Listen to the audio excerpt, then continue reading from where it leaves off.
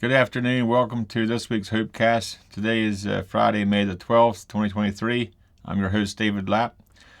Today I want to talk about, is ending world hunger possible? It's something that world hunger is an issue that we hear about a lot, and it's something that here at Blessings of Hope, we've challenged ourselves to see what we can do to end world hunger. So I want to be talking about some of the dynamics involved in that and what I believe could be possible. Scripture verse for today is out of John 6:35. It says, Jesus declared, I am the bread of life. Whoever comes to me will never go hungry, and whoever believes in me will never be thirsty. So if we can remember to come to Jesus with our troubles, with our opportunities, with our struggles, and ask him how to get through this, Jesus declares in John that we will never be hungry and we will never be thirsty. And I believe that is probably more spiritual, but I believe it can also be natural. So ending world hunger, it can look like a huge issue that there's so many people that are dealing with food insecurity around the world. But as we keep walking on this journey here at Blessings of Hope, what we're seeing is there is a tremendous volume of food that's being wasted that could be redirected or rediverted to address the world hunger issue. According to what I'm finding, if the waste in America would be recovered, it would feed America 4 times over.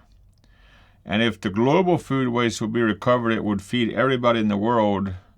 We only need half of the food waste to feed everybody in the world. And, if you think about world hunger and the issues that go with that, the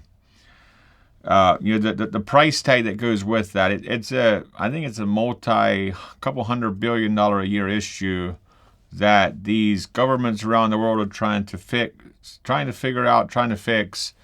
And the more we think about it, the more we talk about it, the more we realize that governments should not be in welfare. I believe the reason the governments are in welfare is because the church is not. And if we can empower the church to take care of the community around us, take care of the people in need, I believe we can have a greater impact than if we look to the government to address this issue. One of the ways that we believe could have a huge impact in ending world hunger is by simply taking the product that's already produced and finding creative ways to utilize it and to salvage it, to make it available. Most of the product that we get, there's really nothing wrong with the product. There is it's getting to the end of its life, if you will. But if we could figure out ways to preserve that product, which one of the big things we're working on now is food dehydration, where we can take fresh produce, we can give it a shelf-stable life, and we can utilize that for international impact, for to feed people in third world countries that are struggling to survive. According to our research, 12.5% of U.S. households are what's considered food insecure. It's equivalent to 50 million people. And to break that down for you, if you would think about the entire population of Pennsylvania, Maryland, Delaware, New Jersey, and New York, that volume of people is what's considered food insecure in America. And on the other hand, we are wasting millions of tons of food annually that could be utilized to address that issue. And what we're seeing is, rather than looking to the government to try to address this issue, I believe if we can focus on this as a private sector organization like Blessings of Hope, we can take that product that's available and cut out the red tape that the government has to go through, deals with, whatever, and then utilize a product from a kingdom perspective versus a government perspective. I'm not saying that what the government is doing is wrong. I believe the reason the government is in welfare is to take care of the people. But I also don't think that I believe there's a more efficient way to do that, and that is by empowering the church, by empowering the community to mobilize to take care of the community. Other ways of addressing the world hunger issue, I believe, can be through education. If you think about expiration dates on food, there's so much organized confusion around expiration dates. If you think about it, you have your use by, your sell by, your best by, your freeze by, your I don't know how many other by dates.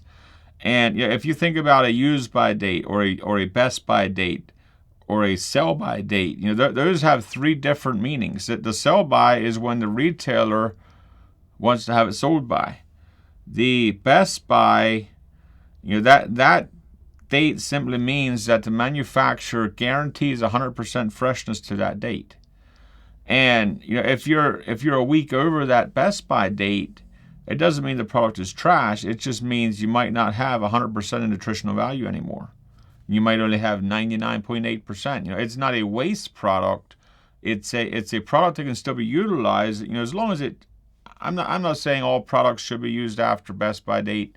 Do your own research. But my perspective, what I go by is if it tastes good and it smells good, I don't have a problem consuming the product.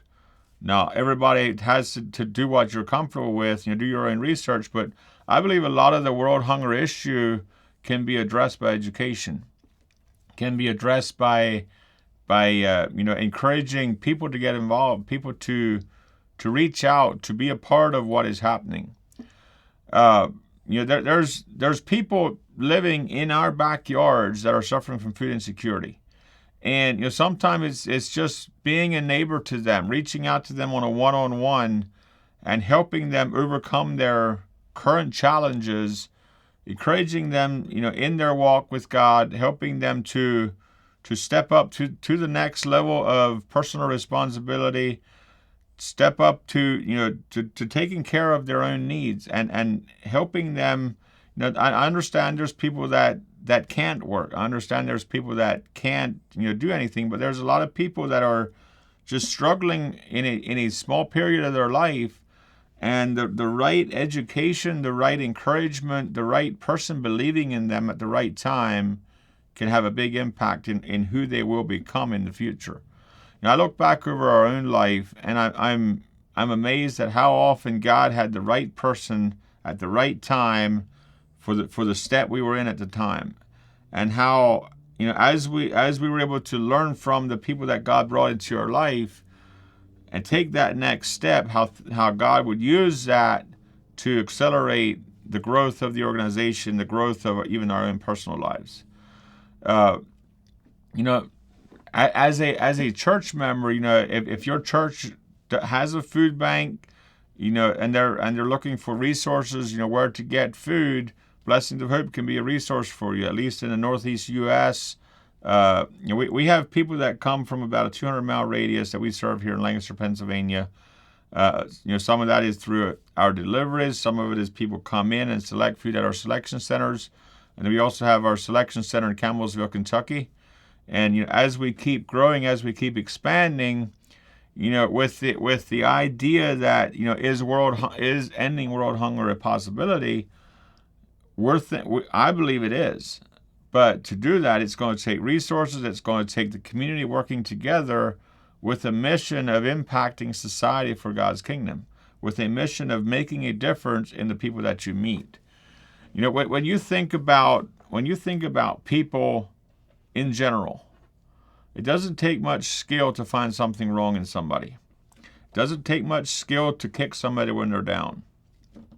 But if you can learn how to encourage them, how to help them overcome those challenges in life, and if you can help them get back on their feet, help train them into who God called them to be, mentor them, disciple them. There's all kinds of ways that we can have an impact on society, on people around us, in a healthy way, and be there to encourage them. And sometimes it might just start with you and I. If we can do what we're called to do, if we can take that next step, get involved and impact the people that we have influence with, and encourage the people to, once they're back on their feet, pay it forward kind of a perspective. There's all these opportunities, and I'm thinking of Joseph in the Bible. There was feeding the nation of Egypt for a seven-year famine. I'm sure it looked like a huge task. But if God gives you the plans on how to reach out, how to make a difference, how to influence people around you to step up, there's hard telling what God can do. And as we think about the potential opportunities for blessings of hope, right now we're operating in Lancaster, Pennsylvania, and Campbellsville, Kentucky. And we're looking at the opportunities and saying, there's really no reason this model couldn't be scaled nationwide. And to do that, it's going to take, millions of dollars or people stepping in and helping to make it happen. But what we're seeing is the food waste is a national issue, and food insecurity is a national issue. So if we can take the resources of this nation that are already being produced, we're not looking to produce additional resources. We're looking at taking the resources that are being produced, that are being wasted, and utilizing them, finding creative ways to utilize fresh produce, whether that's through dehydration, through canning, through, there's all kinds of ways that we can take that fresh produce, we can process it, we can give it a shelf-stable life, and then we can utilize it around the world. And if you come up with creative ideas on how to help take things to the next level, I'd love to have a conversation with you. But there's so many opportunities right now that we're trying to hand pick which ones we take. And everything takes money. Everything takes cash flow. There's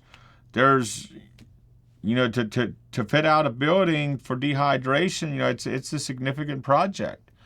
But we also believe that, if God called us to it, He'll help us walk through it. And, on the other hand, if you think about taking, 15 semi-loads of fresh produce a week, drying it, give it a shelf-stable life, how much value does that have to the world? So, just for example, if a semi-truckload of fresh produce, if an average value of $20,000, and we do 15 loads a week, that's $300,000 a week. And you take that out over a year, that's over $15 million worth of value that we can capture that is on its way to rotting in the fields or on its way to a landfill because it's too ripe. We're talking fresh produce at the peak of its life. If we can take that value and secure it by dehydration, by canning, by juicing, take the nutrition and secure it instead of seeing it rotting, we can then take that value and distribute it around the world. So, if you think about a $15 million value add by taking the product, over a year, a $10 million project doesn't look as huge anymore because you're actually taking value that is a waste product, you're giving it a shelf-stable life, and you're actually able to utilize the product for people around the world. But, to do that, we need the resources to set up the facility. We need the resources to buy the dehydrators, but the people to process the product are more than willing to help. But, the people that to help bring that to reality, to set up the infrastructure, that's where we're saying, Lord, how fast can we grow? And the question is, how fast can we share enough of vision that people can connect to and help fund what God is showing us? And, we've had multiple prophecies already where, blessing of hope reminds them of Joseph in the Bible that, the opportunity is here to take the resources and find ways to store them for a future famine. I don't know if that'll ever happen or not, but there's a current famine happening in other countries that we hear about, but it's always out there. It's always somebody else. Here in Lancaster County, we don't deal with an issue of food insecurity. America, we don't really deal with an issue of food insecurity. The food is here. And if if we can figure out how to take this product that's being wasted, give it a shelf-stable life, we can ship it around the world, we can have a greater impact for God's kingdom. Quote for today is from John Maxwell. Leadership is not about titles, positions, or flow charts. It's about one life influencing another. And I had the privilege of meeting John Maxwell a few years ago. And it's just a blessing to see the down-to-earth kind of a guy that he is. He talks about all these principles. He talks about, these basic life-changing ideas. And, if you think about leadership, it's really a trust walk of influencing other people. And, with the idea of ending world hunger, what's it going to take beyond influence and trust? Because if people connect with the vision of making an impact like that, usually the resources are available. That's what we find. And, it's a matter of taking that next step and seeing what God does with that step, and then seeing where God takes it. So I welcome you to pray for us, as we address the food insecurity needs around the world. There's no way that we're going to figure this out on our own. We need a community of people around us to help us walk through the next steps. We need a community of people, to help us bring it to reality. But I believe as a body of Christ in America, around the world, I believe we can have an impact on the food insecurity issue around the world if we all step up and do what God called us to do.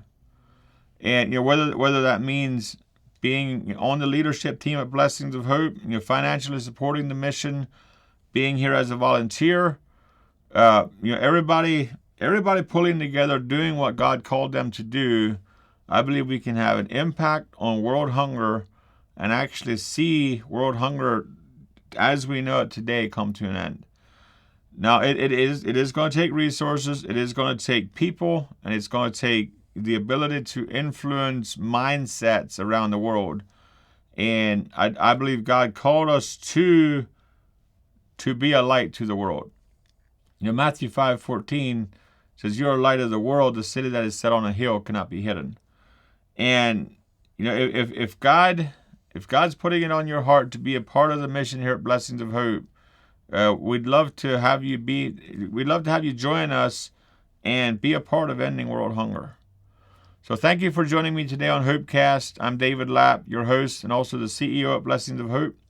To learn more about Blessings of Hope and how we serve the community, you can go to blessingsofhope.com.